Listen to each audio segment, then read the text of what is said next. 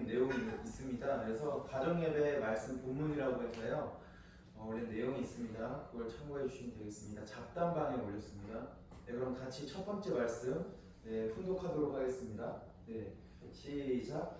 예수께서 가라사대 내가 곧 길이요 진리요 생명이니 나로 말미암지 않고는 아버지께로 올 자가 없느니라. 네, 요한복음 14장 6절 말씀이 되겠습니다. 예수께서 가라사대라는 말은 가라사대는 말씀하시되라는 말이 되겠습니다. 그래서 예수님께서 말씀하시되 내가 곧 길이요 진리요 생명이니 나로 말미암지 않고는 아버지께로 올 자가 없느니라라고 얘기를 해주셨습니다. 예수님께서는 사실 선포를 해주셨습니다. 어떤 선포를 해주셨냐면 그때 당시 유대인들은 2000년 전의 유대인들은 아버지라는 개념이 없었어요. 그러니까 하나님을 두고 우리가 생각하는 그 하나님을 두고 아버지라는 생각 자체가 없었습니다. 그때 당시 뭐라고 불렀냐면 아도나이라고 불렀습니다. 여러분 혹시 아도나이라는 개념 혹시 들어보셨어요? 아마 처음 들어보신 분도 계실 거고 들어보신 분도 있을 거예요. 아도나이라는 뜻은 무슨 뜻이냐면 주인님이라는 뜻이에요, 사실. 그래서 하나님에 대한 개념은 뭐냐면 아버지가 예수님은 그때 아버지라고 선포를 하셨지만 그때 당시 유대인들은 하나님을 주인님이라고 불렀습니다. 그리고 나는 종이요 하나님은 뭐라고요? 주인님이었습니다. 그래서 우리가 기독교 가면은 약간의 그런 유대교적인 성질, 성격이 포함되어 있어요. 왜냐면은 주님이라고 하잖아요. 그 주님이 무슨 뜻이냐면 주인님, 나의 모든 주인 되시는 분, 그런 뜻으로 말을 하는 겁니다. 그래서 주님이 그런 뜻이 있고요. 주자가 주인 주자의 님자가 됩니다. 그래서 주님이라고 얘기해 주세요. 근데도 2000년에 놀랍게도 갑자기 목수의 아들이라고 하는 분이 또는 우리가 오늘 말씀 운동을 했지만 사생아라고 하는 분이 갑자기 나타나서 하나님을 아도나이 또는 주인님이라고 불렀던 사람들이 있는데도 불구하고 예수님 갑자기 나타나서 하나님을 뭐라고 선포하시죠? 여기서 아버지라고 선포를 하십니다. 아버지라고 선포하는 것은 그때 당시 혁명적인 일이었죠. 있을 수 없는 일이었고 사실 아버지라는 개념조차도 없는 시대에 아버지라고 혁명적으로 선포를 하십니다. 그래서 많은 학자들은 예수님 보고 뭐라고 하죠? 혁명가라고 얘기를 합니다. 네, 그래서 이런 말씀하셨고요. 그리고 예수님이 뭐라고 했죠? 내가 곧 길이요 진리요 생명이니라고 했습니다. 자기가 길이래요, 진리래요, 그리고 생명이래요. 즉 나를 믿으면 너희들이 뭘 받는다고? 구원받아 라고 얘기를 해주셨습니다. 그러면 아버님께서는 어떤 말씀해 주셨을까요? 예수님이 이런 말씀해 주셨는데 아버님은 어떤 말씀해 주셨을까요? 자, 한번 훈독을 또 같이 해보도록 하겠습니다. 두 번째 말씀인데요. 같이 한번 독해 보겠습니다. 시작. 더 귀한 것을 위해 하나님은 투입하시고 잊어버리고 또 투입하고 잊어버리시는 것입니다. 100% 투입하신 후 100% 잊어버리시니까 계속 더 투입하실 수 있는 것입니다. 자기 남편이 훌륭하게 되기를 바라는 아내는 남편을 위해 투입하고는 잊어버리고 또 투입하고는 잊어버림으로써 남편을 성공하게 하는 것과 같습니다. 네, 참 아버님은 이렇게 참 사랑에 대해서 말씀을 해주십니다. 네, 예수님 이후에 이제 참 아버님이 오셨고 아버님께서도 계속해서 하나님 아버지라는 말을 줄곧 달아서 말씀을 해주십니다. 그리고 많이 말씀해 주신 부분이 있고 그분의 생애를 보면서 나타나는 게 뭐냐? 참사랑의 실천이 되겠습니다. 이건 뭐 저를 포함해서 참 부족한 부분이 아닐 수가 없습니다. 사실 항상 단상에 서면서 항상 양심이 찔려요. 참사랑을 잘 실천하지 못해서.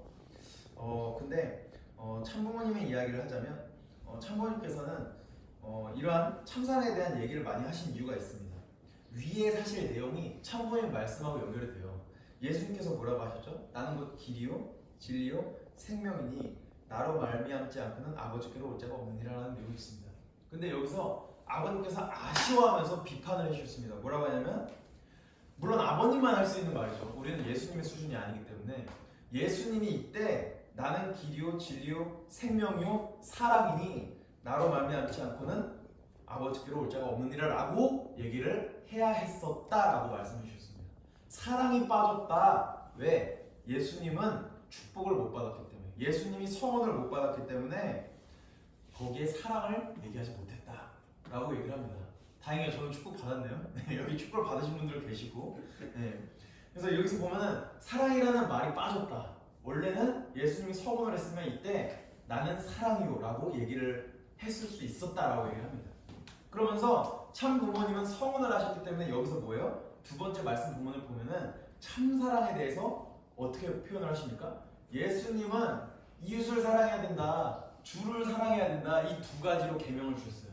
내가 너희들에게 새로운 계명을 주니 하나님을 너희들 몸 사랑하고 그 이상으로 사랑하고 이웃을 너 사랑하고 그 이상으로 사랑하라. 근데 왜 이것까지밖에 말씀 못 하셨냐?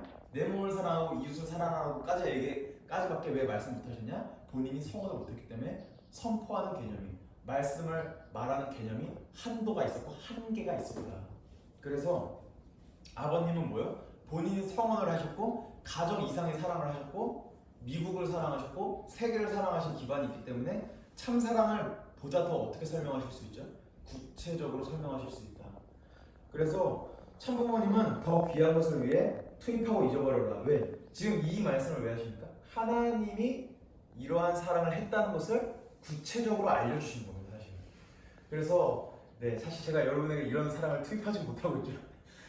참 부족합니다. 저도. 그리고 우리 서로도 참 부족하죠. 이런 부분들이. 근데 하나님은 이러셨다라는 내용을 하게 됩니다. 그리고 뭐야? 나중에는 이런 사랑을 실천하면 너희들 성공하게 돼. 너희들 이렇게 해야지 성공하게 돼. 라고 부모님의 마음으로 참 아버님께서는 네, 말씀을 해주고 계십니다. 이런 내용들이 있는데요. 네, 여기서 예수님과 또 참 아버님의 차이점이 뭐냐면 참 아버님은 본인이 성원을 하셨고 그 사랑의 개념을 세계 또는 하나님까지 뻗치셨기 때문에 더욱더 구체적인 내용을 가지고 참 사랑을 어떻게 실천해야 되는지 말씀을 해주신다는 것을 알 수 있게 되었습니다.